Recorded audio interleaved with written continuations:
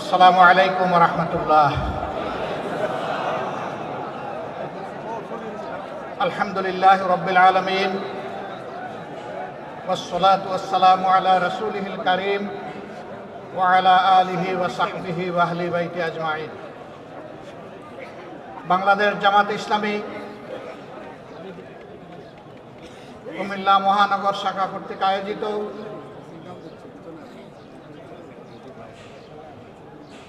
আজকের এই বিশাল কর্মী সম্মেলনের সম্মানিত সভাপতি, মহানগরী আমির, কেন্দ্রীয় কর্ম পরিষদ সদস্য জনাব কাজী বিন মোহাম্মদ, মঞ্চে বসা কুমিল্লা মাটি ও মানুষের নেতা, বাংলাদেশ জামাত ইসলামী কেন্দ্রীয় নায়েবে আমির,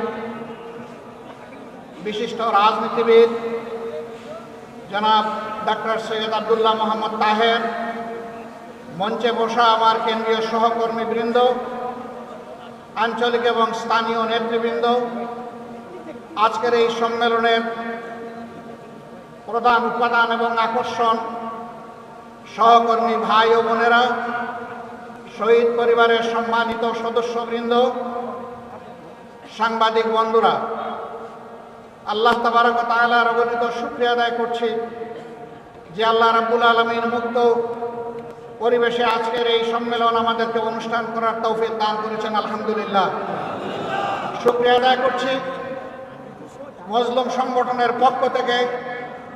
আল্লাহ আমাকে তৌফিক দিয়েছেন, আমার সহকর্মীদেরকে তৌফিক দিয়েছেন এখানে দাঁড়িয়ে দুটি কথা বলার জন্য। আবার আলহামদুলিল্লাহ।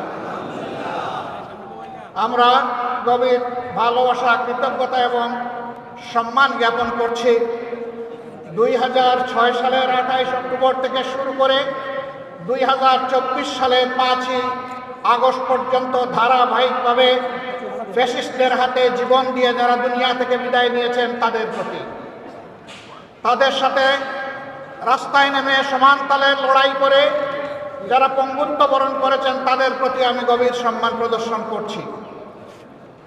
যারা জীবন দিয়ে দুনিয়া থেকে বিদায় নিয়েছেন, আল্লাহ তাআলা তাদের শাহাদাতকে কবুল করুন। যারা পঙ্গু হয়েছেন, রব্বুল আলামিন তাদেরকে সুস্থতার নিয়ামত দান করুন। সম্মানিত ভাই ও বোনেরা, আমরা যেমন দেশের ভিতরে থেকে স্বৈর শক্তির বিরুদ্ধে লড়াই করেছি একের পর এক ধারাবাহিকভাবে, ঠিক বিদেশে অবস্থান করে সারা বাংলাদেশের প্রবাসীরাও আমাদের সাথে সমানতালে লড়াই করেছেন। আজকে দেশের ভিতরে যারা লড়াই করেছেন তাদের জন্য প্রিয় সংগঠনের পক্ষ থেকে আমি এই লাল গোলাপটুকু উপহার দিচ্ছি। প্রবাসে থেকে যারা লড়াই করেছেন তাদের জন্য আরেকটি লাল গোলাপ উপহার দিচ্ছি। এই দুই গোলাপের সমন্বয়ে বাংলাদেশে আর স্বাধীনতার স্বাদ পাচ্ছে। সুতরাং স্বাধীনতার সকল যোদ্ধাদেরকে আমার পক্ষ থেকে সেলিউট।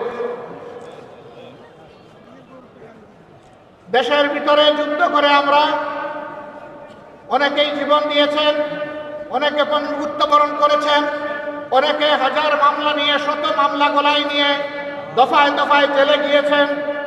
আদালতের আঙ্গিনা বিরোধী দলের কর্মীদের দখলে ছিল।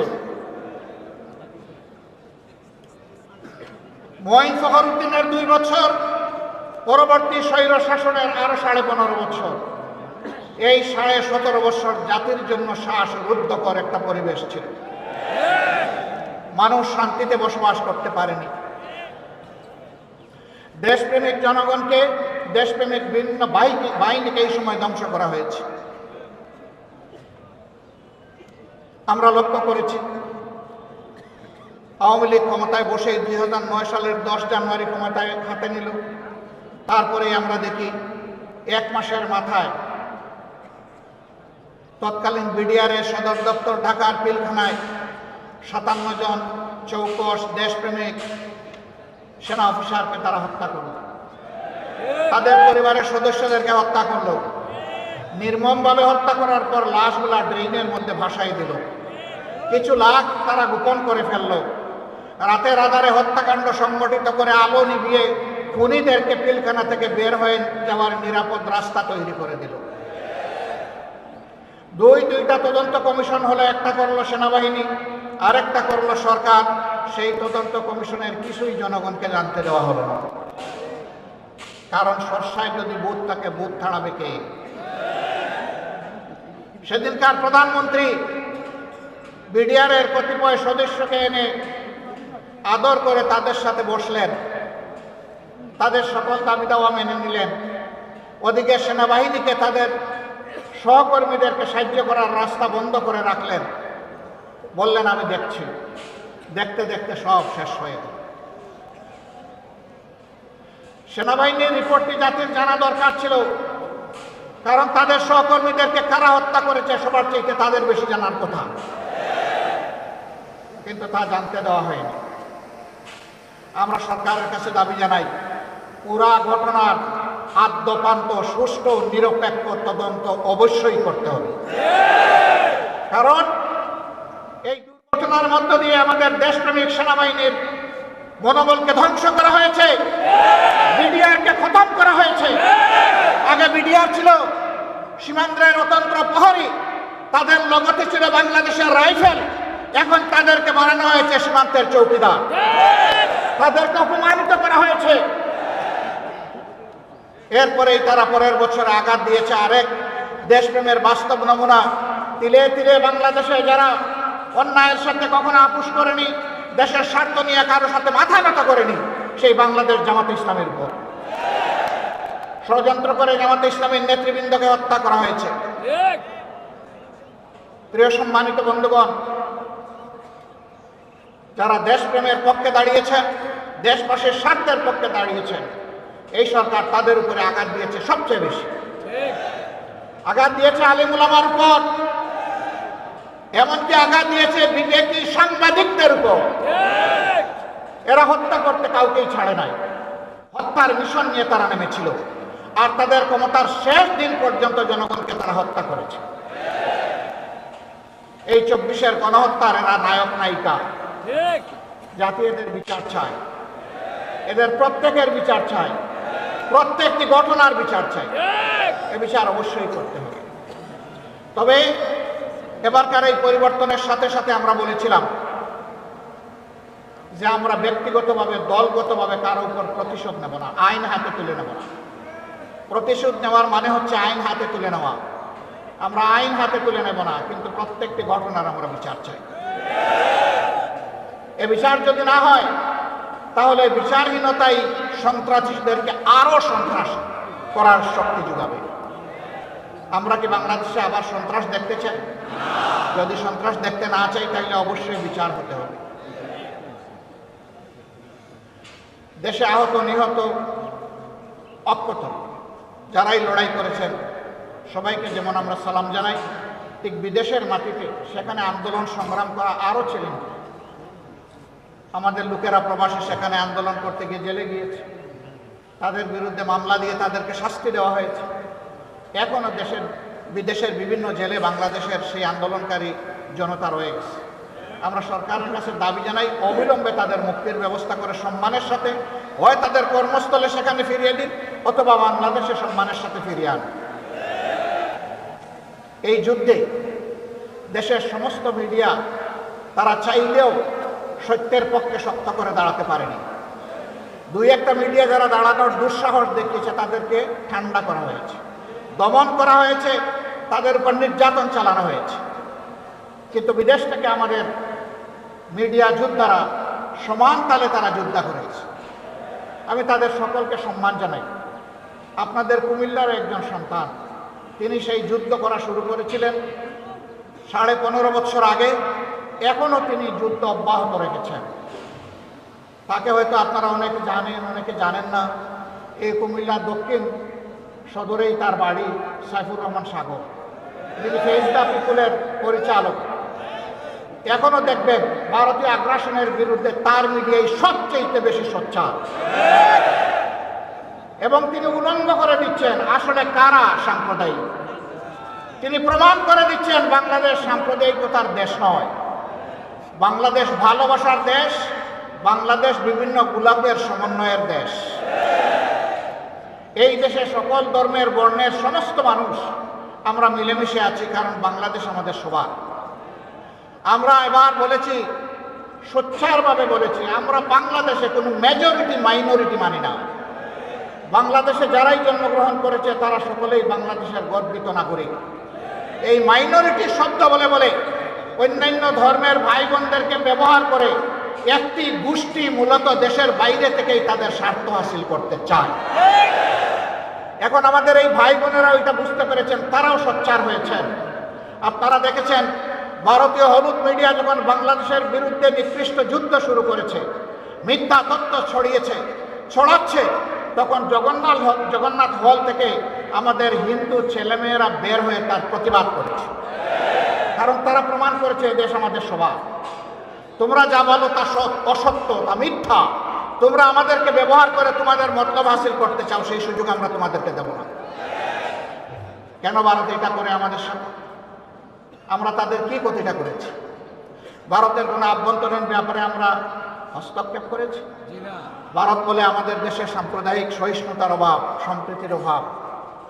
হ্যাঁ, মানুষ দেখতে পাচ্ছে কোন বৎসর কতটা কোন ধর্মের মানুষ ভারতের উগ্র একটি সাম্প্রদায়িক গোষ্ঠীর কাছে নির্মমভাবে নিহত হয়, সারা বিশ্ব তার সাক্ষী। বাংলাদেশে এই ধরনের নিকৃষ্ট ঘটনা ঘটে না। সর্বশেষ একটা চরমপন্থী সংগঠনের হাতে নির্মমভাবে চট্টগ্রামের আদালতে একজন আইনজীবীকে খুন করা হয়েছে। তারা চেয়েছিল এই খুনের মাধ্যমে একটা খুনের হুলি খেলতে। বাংলাদেশের মানুষ তাদের মুখে চুনকালি লেপে দিয়েছে। বাংলাদেশের মানুষ ধৈর্যের পরিচয়, সহিষ্ণুতার পরিচয় দিয়ে বলেছে এ খুনের সাথে যারা জড়িত তাদের বিচার হবে, কিন্তু তাই বলে নির্বিচারে আমরা সবার গায়ে হাত তুলতে চাই না। ভারত কি এমন একটা উদাহরণ দেখাতে পারবে? তাদের দেশের মুখে আছে। আপনারা দেখেছেন গতকাল বিভিন্ন ধর্মের যারা সম্মানিত ব্যক্তিবর্গ তাদেরকে নিয়ে প্রধান উপদেষ্টা একসাথে এক কাতারে দাঁড়িয়ে আওয়াজ তুলেছেন, এদেশ আমাদের সবার, আমরা এখানে কোনো সাম্প্রদায়িক বিভাজন চাই না। আমরা ধন্যবাদ জানাই আমাদের প্রধান উপদেষ্টাকে তার এই মহৎ উদ্যোগ নেওয়ার জন্য। উদ্যোগ নিয়েছেন, উদ্যোগ নিয়ে থেমে গেলে হবে না, এই যাত্রা আমাদের অব্যাহত রাখতে হবে। এর আগের দিন তিনি সমস্ত রাজনৈতিক, দেশপ্রেমিক, ফ্যাসিবাদ বিরোধী, সাম্রাজ্যবাদ বিরোধী জাতীয় রাজনৈতিক নেতৃবৃন্দকে নিয়ে তিনি এক কাতারে দাঁড়িয়েছেন। সবাই আমরা একই আওয়াজ তুলেছি, আমরা কোনো আগ্রাসন সহ্য করব না। বাংলাদেশের 1 ইঞ্চি জমি আমরা কাউকে ছেড়ে দেব না। আমাদের জীবন দিব, তবুও বাংলাদেশের আধা ইঞ্চি জমি আমরা ছেড়ে দেব না। এটি আমাদের কমিটমেন্ট। সম্মানিত ভাই বোনেরা, এই দেশ তাহলে আগামীতে কি হবে? এই দেশকে কে গড়বে? এই দেশ গড়তে হলে কিছু ছাতাবাজ মুক্ত হাত দরকার, কিছু চরিত্রবান দুর্নীতিমুক্ত মানুষ দরকার, কিছু দেশপ্রেমিক, চিন্তাশীল, বিচক্ষণ মানুষ দরকার। এই বিচারটা করবে কে? আমাদের হাইকোর্ট না জজ কোর্ট না সুপ্রিম কোর্ট? এই বিচার করবে জনতার আদালত। জনগণকে বোকা ভাবার কোনো কারণ নেই। আমরা জনগণের উপর আলহামদুলিল্লাহ পূর্ণ আস্থা রাখি। জনগণ বিচার করবে অতীত কার কেমন ছিল, বর্তমান কার কেমন, আর ভবিষ্যৎ কার কেমন হতে পারে। অতীত, বর্তমান এবং ভবিষ্যৎ বিবেচনায় জনগণ সিদ্ধান্ত নেবে, আমরা সেই সিদ্ধান্তের অপেক্ষায়। তাহলে সিদ্ধান্তটা আসবে কিভাবে? অবশ্যই নির্বাচনের মধ্য দিয়ে। সেই নির্বাচন হতে হবে সুষ্ঠু, অবাধ এবং গ্রহণযোগ্য। এখানে কোনো পেশি শক্তি অথবা টাকার খেলা চলবে না। এই রাস্তা বন্ধ করতে হবে। এই রাস্তা যদি বন্ধ করতে হয় তাইলে কতগুলো প্রয়োজনীয় সংস্কারও আনতে হবে। সেই সংস্কারে সরকার হাত দিয়েছে। আমরা সরকারকে অনুরোধ করব সংস্কারে গতি বাড়ান। সংস্কারে গতি বাড়িয়ে মৌলিক সংস্কারগুলো করে একটা সুষ্ঠু নির্বাচন জাতিকে উপহার দেন। আপনারা যেন ইতিহাসে স্মরণীয় হয়ে থাকতে পারেন। আপনাদের নিজস্ব কোনো এজেন্ডা থাকবে না। এজেন্ডা, জাতীয় এজেন্ডা একটাই, যে একটা সুন্দর সুষ্ঠু নির্বাচন আপনারা উপহার দেবেন। তার জন্য যত সংস্কার প্রয়োজন তাই আপনারা করুন। আমরা আপনাদেরকে চাপ দিচ্ছি না। আবার অনুরোধ করব, আপনারা মূল্যবান সময়টাকে নষ্ট করে দীর্ঘায়িত করবেন না। আপনারা যৌক্তিক সময়ের ভিতরে এই নির্বাচন জাতিকে উপহার দেন। জাতি গত 3টা টার্ম তাদের নিজস্ব ভোটের অধিকার প্রয়োগ করতে পারবে। বিশেষ করে জাতির 42 ভাগ ভোটার যারা যুবক, তারা একটা ভোটও দিতে পারে না। আমরা আমাদের যুবকদের হাত ধরে, যুবকদের বুক ছিটিয়ে যুদ্ধ করা এবং রক্তের বিনিময়ে এই স্বাধীন পরিবেশটুকু পেয়েছি। আমরা চাই আগামীতে তারা শুধু ভোট দেবে না, তারা জাতিকে নেতৃত্বও দেবে ইনশাআল্লাহ। আমরা একটা যুব সমৃদ্ধ বাংলাদেশ গঠন করতে চাই। আমরা আমাদের যুবকদের হাতকে বেকারের হাত হিসাবে দেখতে চাই না। আমরা আমাদের যুবকদের হাতকে উন্নয়নের হাত হিসাবে দেখতে চাই, কর্মীর হাত হিসাবে দেখতে চাই, দেশপ্রেমিকের হাত হিসাবে দেখতে চাই, জনতার পাশে দাঁড়ানো হিমালয় পর্বতের মতো শক্তি হিসাবে দেখতে চাই। প্রিয় সংগ্রামী কুমিল্লাবাসী, আপনাদের প্রিয় নেতা বলেছেন দুইটা যৌক্তিক কথা। একটা এয়ারপোর্ট, সেই ব্রিটিশ আমল থেকে এখানে তখন বিশ্বযুদ্ধের জন্য ঘাঁটি গাড়া হয়েছে। এইরকম ঘাঁটি যারা সবগুলোই কিন্তু এয়ারপোর্ট হয়ে গেছে দুটো ছাড়া, একটা কুমিল্লা আর একটা শমশাননগর। অতটা জরুরি নয় আর একটা এয়ারপোর্ট করা, কারণ সিলেট একটা এয়ারপোর্ট আছে, কিন্তু কুমিল্লা তো অনেকগুলা জেলার কেন্দ্রস্থল। এটা খুবই যৌক্তিক দাবি। এই দাবি আমরা শতভাগ সমর্থন করি। প্রধান উপদেষ্টার নেতৃত্বে বর্তমান সরকারকে অনুরোধ করবো আপনারা বিভাগ, আপনারা বিভাগ পাইলেন না, আপনাদের কপালের দোষ। আপনাদের জেলার নাম কুমিল্লা। কুমিল্লা জেলাটা কি আমাজন জঙ্গল থেকে এখানে এসে পড়েছে? এটা কি বাংলাদেশের অংশ নয়?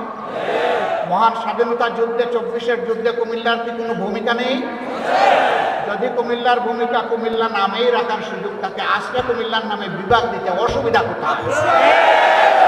কেন সেটা আটকে রেখেছিলেন?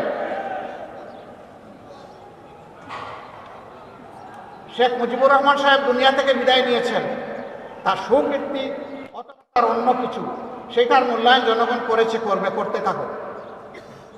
কিন্তু আপনি ওই জায়গায় জেদ ধরে আপনি কুমিল্লা বিভাগ দিবেন না, একটা জেলাকে তার নাম ধরে অপমানিত করবেন।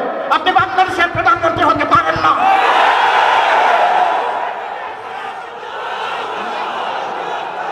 বাংলাদেশের যিনি প্রধানমন্ত্রী হবেন, তাকে বাংলাদেশের প্রতি ইঞ্চি জমিকে সম্মান করতে হবে।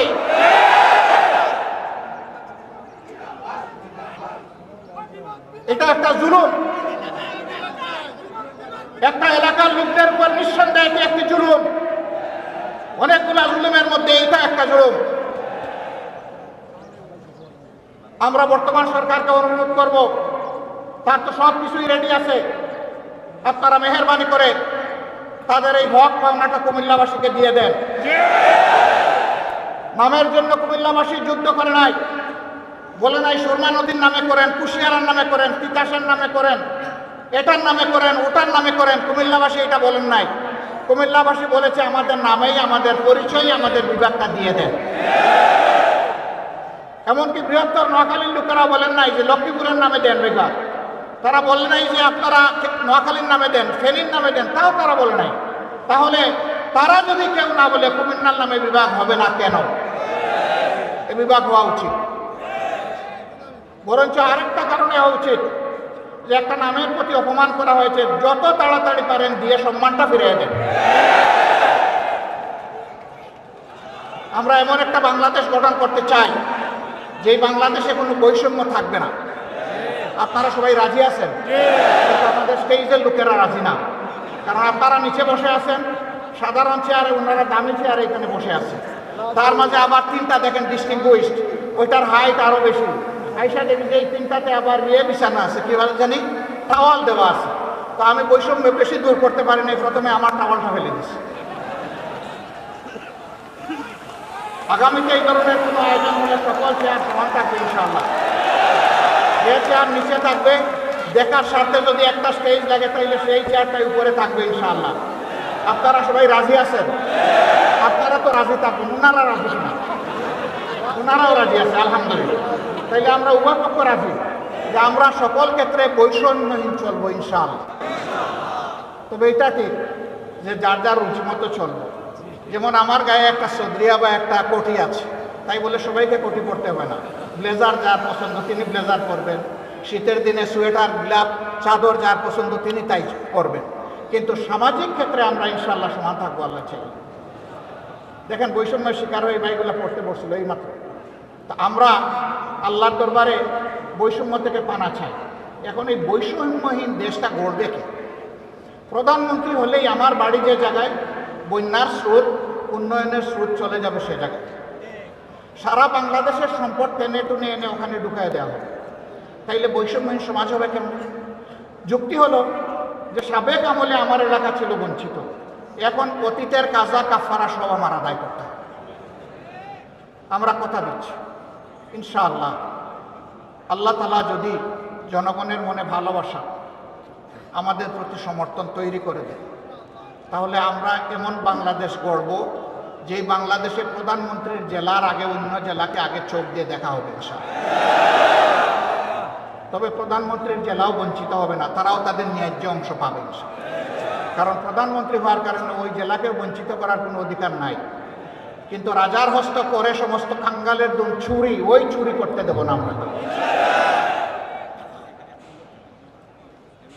যদি আল্লাহ তাআলা আমাদেরকে সুযোগ দেন, আল্লাহ ভালো জানেন, প্রিয় জনগণ তারা বিবেচনায় নেবেন। যদি সুযোগ দেন তাহলে ইনশাআল্লাহ আমরা কথা দিচ্ছি যে আমরা দুর্নীতি করব না, দুর্নীতি হতে দেব না। বলবেন তার কি কোনো প্রমাণ আছে? একটু আছে তো ভাই। 2001 থেকে 6 সাল জামাতে ইসলামের যে দেশপ্রেমিক নেতৃবৃন্দকে খুন করা হয়েছে বিচারিক আদালতে, তারা তো 3 মন্ত্রণালয়ের দায়িত্ব পালন করেছেন। বলেন বাংলাদেশের কেউ কোনো দুশ্মনও আমাদের তাদের হাতে একটু দুর্নীতির গন্ধ লাগাইতে পেরেছে? পারে নাই। কেন? একটাই কারণ, তারা আল্লাহকে ভয় করে। আমরাও আশা করব যাদের হাতে আগামীতে দায়িত্ব আসে তারা যেন আল্লাহকে ভয় করেছে।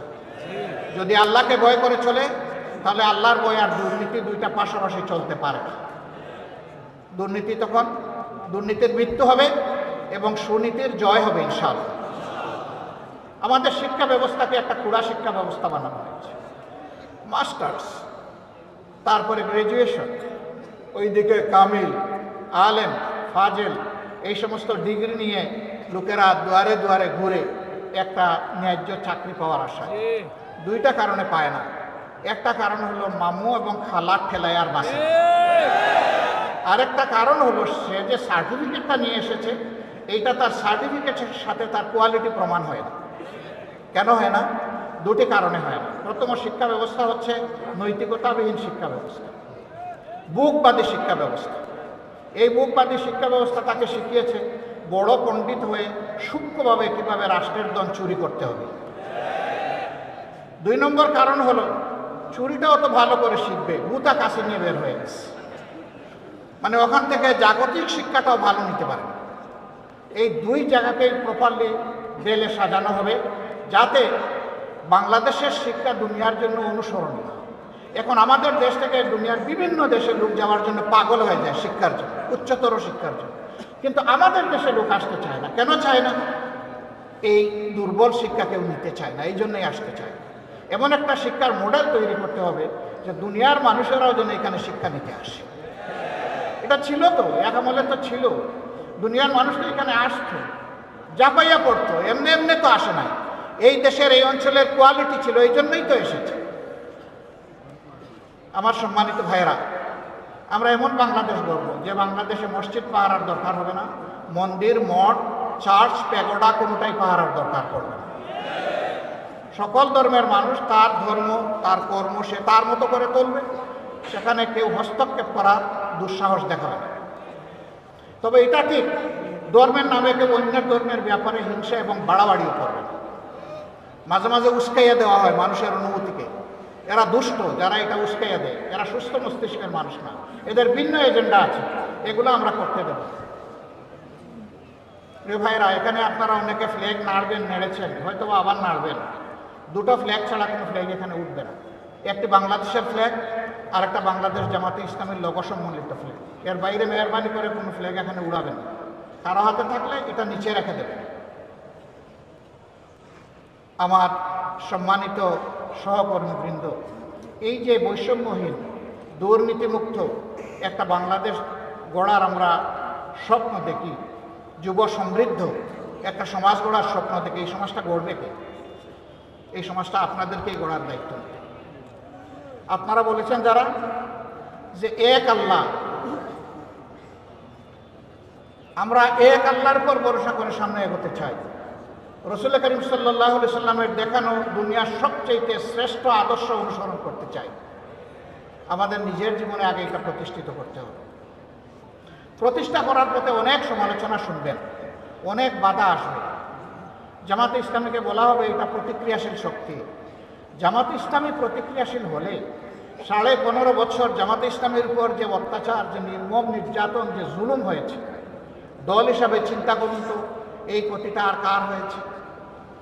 1-2 করে শীর্ষস্থানীয় 11 জন নেতাকে হত্যা করা হয়েছে। তাদের রক্তে ভেজা আজকের এই বাংলাদেশ। তাদের সহকর্মীদেরকে হত্যা করা হয়েছে, তাদের রক্ত ভেজা এই বাংলাদেশ। আমাদের প্রত্যেকটা অফিসকে সিলগালা তালাবদ্ধ করে রাখা হয়েছে। একটা মুহূর্তের জন্য আমাদেরকে ঢুকতে দেওয়া হয়নি, এটা অন্য কারোর জন্য। আমাদের নিবন্ধন সংগঠনের কেড়ে নেওয়া হয়েছে, এটা কারো হয়। শেষ মুহূর্তে দিশাহারা হয়ে আমাদেরকে নিষিদ্ধ করে ঘোষণা করা হয়েছে, এইটাও কারো। হ্যাঁ, হয়েছে অন্য সকল দলের, সরকারের প্রতিপক্ষ আলিম উলামা সহ বিভিন্ন দল সহ মানুষ গুম করা হয়েছে, তা আমাদেরও করা হয়েছে। কিন্তু এই 4 জিনিস আর কারো করা হয়। কেন এত জ্বালা আমাদের উপর? ওই যে প্রথমেই বলেছি, বাংলাদেশ জামাতে ইসলামী পরীক্ষিত দেশপ্রেমিক শক্তি বাংলাদেশের স্বাধীনতা সার্বভৌমত্বের ব্যাপারে কারো সাথে আপোষ করেনি, কারো সাথে আপোষ করছে না, এবং ইনশাআল্লাহ কারো সাথে আপোষ করবে না। এই কারণেই জামাতে ইসলামের এই উপরে এই আক্রোশ ছিল। সম্মানিত ভাই ও বোনেরা, বলা হয় এরা যদি ক্ষমতায় যায় তাহলে মহিলাদেরকে ঘরের বাইরে আসতে দেবে। একজন সাংবাদিক মহিলা আমাকে প্রশ্ন করেছেন, আপনারা ক্ষমতায় গেলে দেশটা কি আফগানিস্তান হবে না পাকিস্তান হবে? আমি বললাম ইনশাআল্লাহ বাংলাদেশ হবে, ভালো বাংলাদেশ হবে। এটা আফগানিস্তানও হবে না, পাকিস্তানও হবে। আপনি এর দ্বারা কি বলছেন? তিনি বললেন, আপনারা ক্ষমতায় গেলে মহিলাদেরকে পেশাগত দায়িত্ব পালনে দেখতে চাইবেন না, সবাইকে আপনারা বোরকা পরার কথা বলবেন। আমি বললাম, মহিলারা তাদের যোগ্যতার প্রমাণ দিবেন, পেশাগত দক্ষতার প্রমাণ দিবেন, 2টা ভালো জিনিস সাথে পাবেন। একটা হচ্ছে মর্যাদা, আর একটা হচ্ছে নিরাপত্তা। এখন সমাজে সেই মর্যাদাও দেওয়া হয় না, নিরাপত্তা তো নাই। তখন সব জিনিসের সাথে এই 2টাও নিশ্চিত করা হবে। কেন তারা পারবেন না? রাসূল করিম সাল্লাল্লাহু আলাইহি ওয়াসাল্লাম যুদ্ধের ময়দানে মহিলাদেরকে সুযোগ দিয়েছেন যুদ্ধ করার।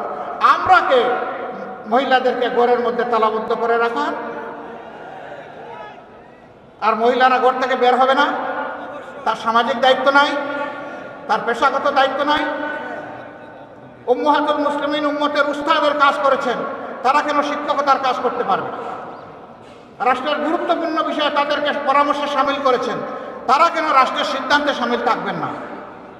ইনশাআল্লাহ মর্যাদার সাথে, নিরাপত্তার সাথে তারা সেদিন এই নূতন বাংলাদেশের একজন নাগরিক হয়ে তারা গর্ববোধ করবেন যে আমি এমনই একটা বাংলাদেশের নাগরিক, ইনশাআল্লাহ। সম্মানিত কুমিল্লাবাসী, যদিও এখানে আমাদের দলীয় সহকর্মীরাই আছেন, হয়তো বাইরে কিছু শুভাকাঙ্ক্ষী আমাদের কথা শুনতে পাচ্ছেন, কিন্তু আমি ধরে নিচ্ছি আপনারা কুমিল্লাবাসীর প্রতিনিধি। এই জন্য আমি আপনাদেরকে এইভাবেই অ্যাড্রেস করছি।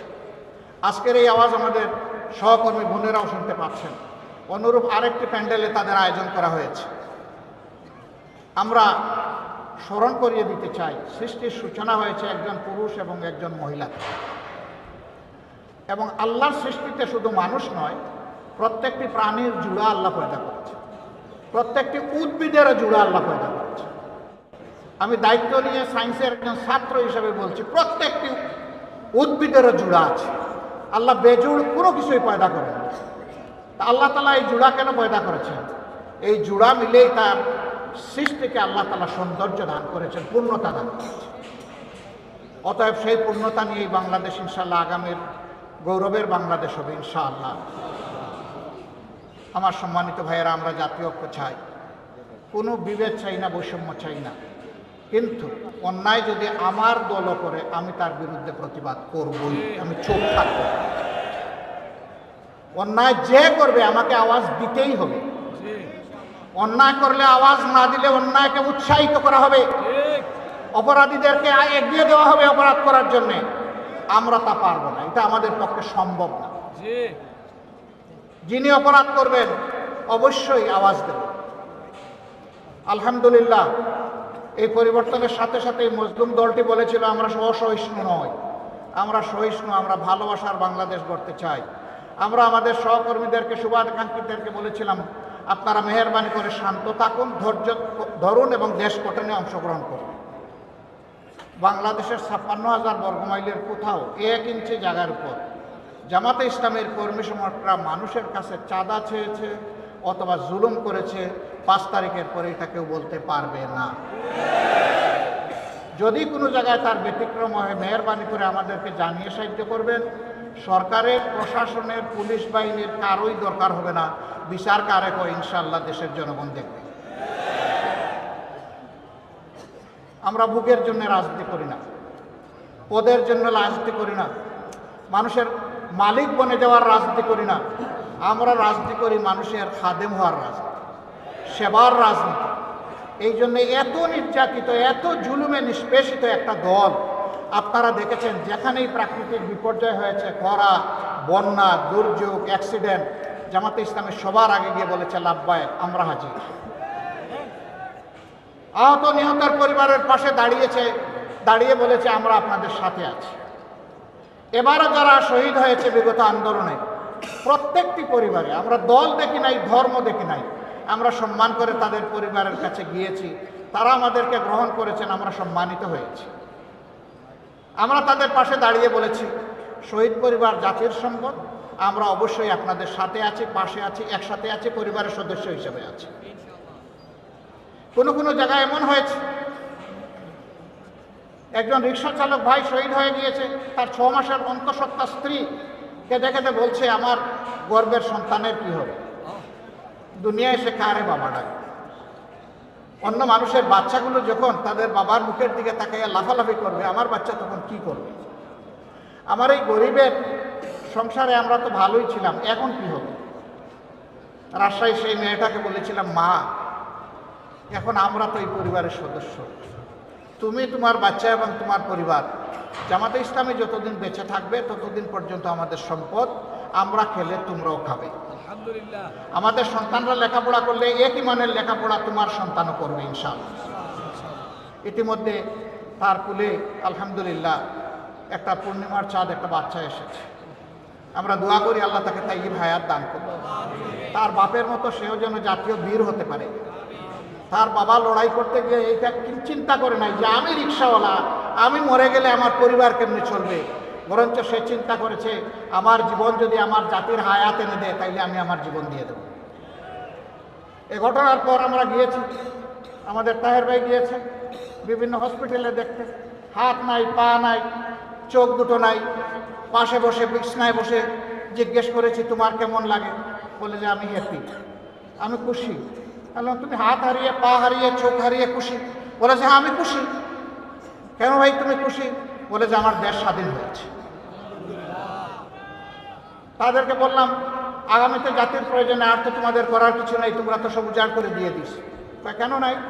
হাত একটা গিয়েছে, জাতির প্রয়োজনে দ্বিতীয়টা দেওয়ার জন্য প্রস্তুত আছে। যেই জাতির সন্তানেরা এইরকম জীবন দেওয়াকে জাতির স্বার্থে পছন্দ করে, আমরা বিশ্বের সকলকে অনুরোধ করব তাদের দিকে লাল চোখ তুলে তাকাবেন না। জীবনের চাইতে মরণ, শাহাদত যাদের কাছে প্রিয়, তাদেরকে ধমক দেওয়ার চেষ্টা করবেন না। প্রিয় কুমিল্লাবাসী, পুলিশের হাতে কি আমরা নির্যাতিত হইনি? হয়েছে। কিন্তু এবারকার এই পরিবর্তনের পরে অনেক পুলিশ বিভিন্ন কারণে তারা কর্মস্থলে যেতে ইতস্তত করছে। আমরা বলেছি অতীতের কারো যদি কোনো অপরাধ থাকে সেইটা আদালত আছে, বিচার আছে, সংশ্লিষ্ট কর্তৃপক্ষ মানুষ আছে, তারা দেবে। কিন্তু এখন দেশ চলতে হবে, আপনারা আসেন, আপনাদের দায়িত্ব পালন করেন, আমরা আপনাদেরকে সহযোগিতা করব। আপনারা কি সেই সহযোগিতা করেছিলেন? করেছেন। আমরা কারো অন্যায়ের ওই রকম ক্ষমা করে দিচ্ছি না, কিন্তু দেশ তো চলতে হবে। দেশ চলতে গিয়ে আমরা তাদেরকে সহযোগিতা করেছি। আমরা তো কই প্রতিশোধ নেই। অনেকে বলে যে রাজপথে অতীতে পুলিশের সাথে আপনাদের সমস্যা হয়েছে, হবে তো। পুলিশ যদি অন্যায়ভাবে শান্তিপূর্ণ মিছিলে এসে আমাকে আঘাত করে, তাইলে এই আঘাত ফিরায় দেওয়ার দায়িত্ব আমার আছে। পুলিশ কেন আমার শান্তিপূর্ণ মিছিলে আঘাত করতে আসবে? তারাই তো এই কাজটা ঠিক করেন নাই। আমরা আশা করব আগামীর বাংলাদেশ এই পুলিশেরও বাংলাদেশ, এটা সেনাবাহিনীরও বাংলাদেশ, এটা নাগরিকদের বাংলাদেশ, এটা আমাদের সংবাদকর্মীদের বাংলাদেশ, এটা জাতি পেশা সকলের বাংলাদেশ। এই বাংলাদেশের জন্য সবাই সবাইকে আমরা সম্মান করে চলতে পারি। আজকেও পুলিশের কর্মকর্তাদের সাথে আমার মোলাকাত হয়েছে। আমি বলেছি আপনারা এসেছেন, খুশি হয়েছে।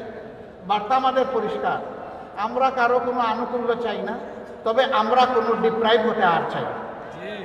আমরা ফেভারিজমও চাই না, আমরা ডিসফেভারিজমও চাই না। আপনারা ন্যায়বদ্ধ থাকেন, আমাদের সম্পূর্ণ সমর্থন এবং সহযোগিতা আপনারা পাবেন। কিন্তু অন্যায় করলে সেই আমরাই কিন্তু সবার আগে আবার প্রতিবাদ করব। এটি আমাদের ধর্ম। অন্যায় আর জামাত ইসলামী একসাথে চলতে পারে না। এর মানে আমি এটা বলছি না যে আমাদের কোনো ভুল হয় না, আমরা কোনো অন্যায় করি না, না তা আমি বলবো না। আমরা মানুষ, আমাদের ভুল অবশ্যই হয়। সেই ভুল আপনি ধরিয়ে দেন, আমরা কথা দিচ্ছি এটা সংশোধন করবো ইনশাআল্লাহ। আমি যদি অপরাধ করি আমাকে বিচারের কাঠগড়ায় দাঁড় করান, আমি কথা দিচ্ছি সেই বিচারকে আমি সম্মান দেখাবো ইনশাআল্লাহ। কিন্তু আমি অপরাধ করি নাই, জোর করে আমাকে অপরাধী বানাবেন, তা জামাত ইসলামী অতীতেও মানে নাই, আগামীতেও মানবে না। বহু চেষ্টা করা হয়েছে নেতৃবৃন্দকে মাথা নত করানোর। নেতৃবৃন্দ বলেছেন যে আলহামদুলিল্লাহ আমরা গোলাপের বাগানে প্রবেশ করতে যাচ্ছি, মাথা নত করার কোনো প্রশ্নই নেই। ফাঁসির রশি আমাদের কাছে অত্যন্ত প্রিয়, যদি সেই রশি আমাকে আল্লাহর জান্নাতে নিয়ে যায়। সেই রশি যদি ন্যায়ের পক্ষে হয়, অসত্যের বিরুদ্ধে হয়, জাতির কল্যাণে হয়, দেশপ্রেমের জন্য হয়, রশি 100 নয় 100টা মাথা পেতে নিতে রাজি আছে।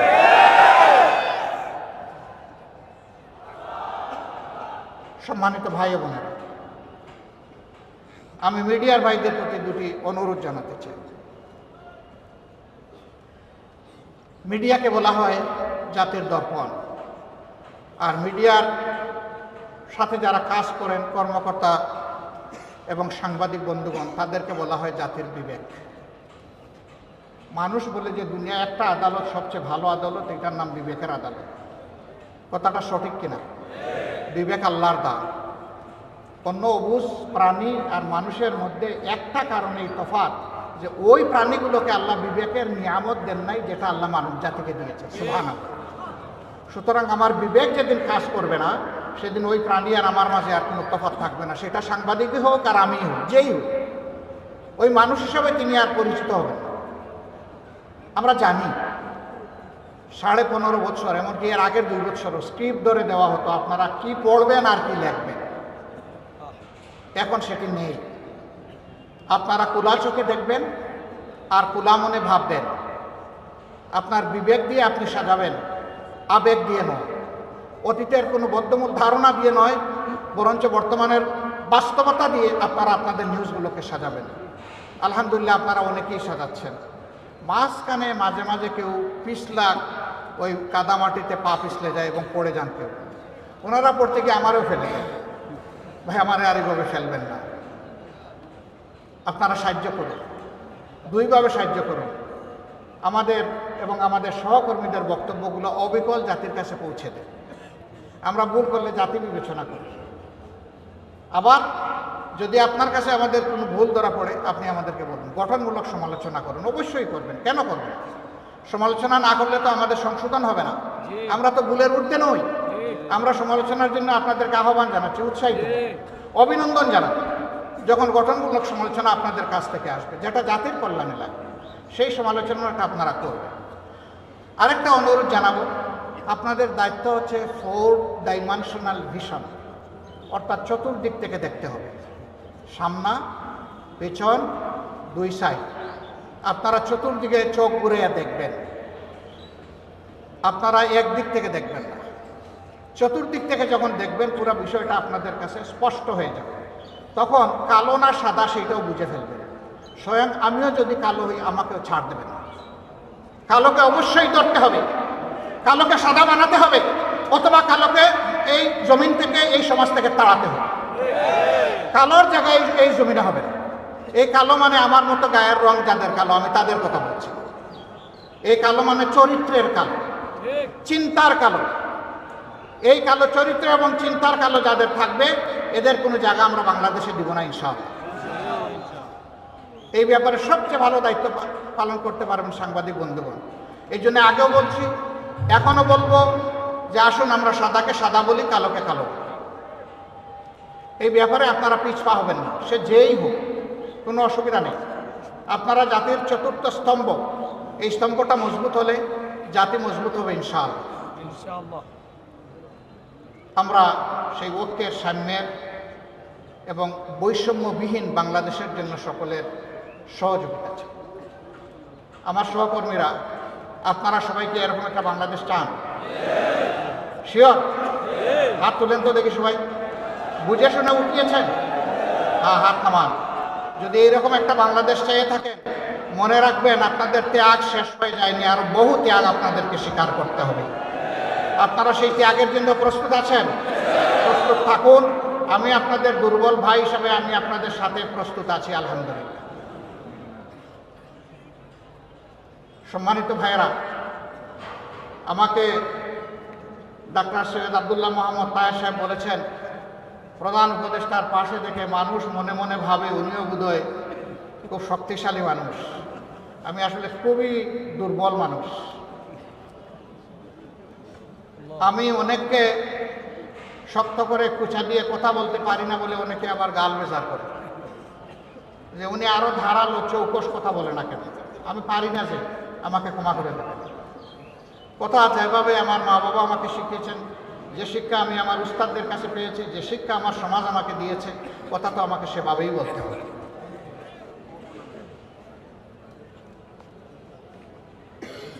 আমি আসলে সেই অর্থের কোনো মানুষ নই।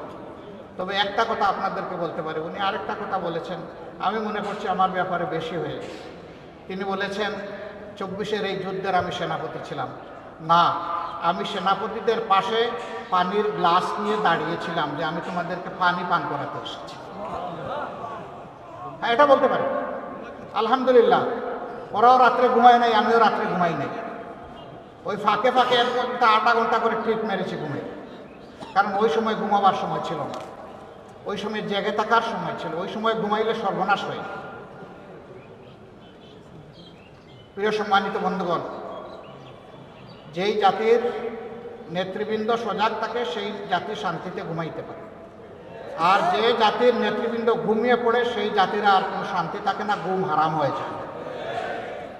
যারা এই জাতিকে নেতৃত্ব দিতে আসবেন তাদেরকে অনুরোধ করব, হাতে লাঠি নেওয়া চৌকিদার হিসাবে আসবেন, হাতে বন্দুক নেওয়া খুনি হিসাবে কেউ আসবেন না।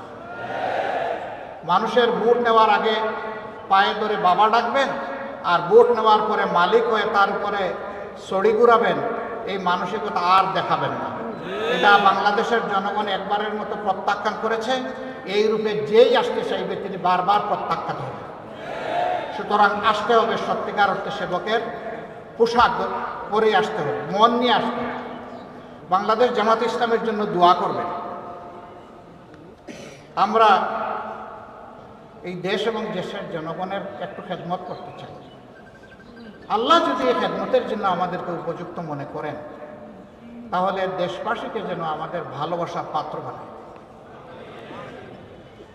এই দেশবাসীর অন্তরে যেন আমাদের জন্য কিছু দোয়ার জায়গা আল্লাহ তৈরি করেন। আমাদের যে শহীদরা দফায় দফায় রক্ত দিয়েছেন সেই 71 সাল থেকে, আমি সবাইকে বলি, যারাই রক্ত দিয়েছেন দেশের জন্য, জাতির জন্য, তাদের রক্তের ঋণটা যেন আমরা পরিশোধ করার সুযোগ পাই। আল্লাহ যেন এই তৌফিকটা আমাদেরকে দান করে।